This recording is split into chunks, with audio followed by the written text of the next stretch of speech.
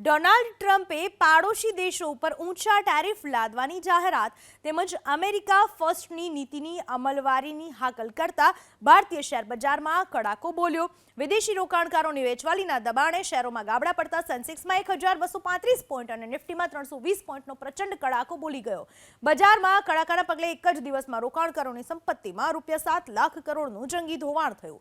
મંગળવારે કામકાજનો પ્રારંભ પોઝિટિવ ઝોનમાં થયા બાદ અમેરિકાના નવા પ્રમુખ ટ્રમ્પથી વિવિધ દેશો પર ટેરિફ લાદવાની ચીમકી અને અમેરિકા ફર્સ્ટની નીતિ અખત્યાર કરવાની જાહેરાત કર્યાના અહેવાલોથી બજારનું મોરલ ખરડાયું હતું અને બજાર નેગેટિવ ઝોનમાં આવી ગયું હતું। આ ઉપરાંત કોર્પોરેટ પરિણામોની સિઝનમાં મોટાભાગની સ્થાનિક કંપનીઓના પરિણામ અપેક્ષાથી નબળા જાહેર થયા છે, એની પણ બજારના સેન્ટિમેન્ટ પર અસર જોવા મળી। ડોનાલ્ડ ટ્રમ્પે પાડોશી દેશો ઉપર ઊંચા ટેરિફ લાદવાની જાહેરાત તેમજ અમેરિકા ફર્સ્ટની નીતિની અમલવારીની હાકલ કરતા ભારતીય શેર બજારમાં કડાકો બોલ્યો। વિદેશી રોકાણકારોની વેચવાલીના દબાણે શેરોમાં ગાબડા પડતા સેન્સેક્સમાં 1235 પોઈન્ટ અને નિફ્ટીમાં 320 પોઈન્ટનો પ્રચંડ કડાકો બોલી ગયો।